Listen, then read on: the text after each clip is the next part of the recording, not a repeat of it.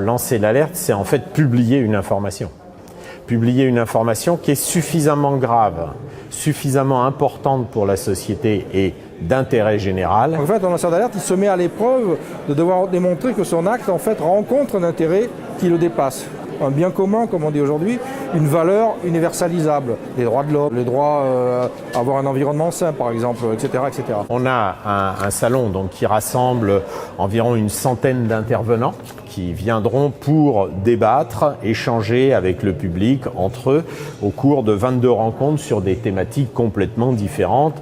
Ça va effectivement de la résistance, vigilance, aux violences sexuelles, en passant par les ondes et les électrosensibles, en allant sur tout ce qui est agroalimentaire, l'omerta dans le sport, la pédophilie y compris dans le milieu ecclésiastique.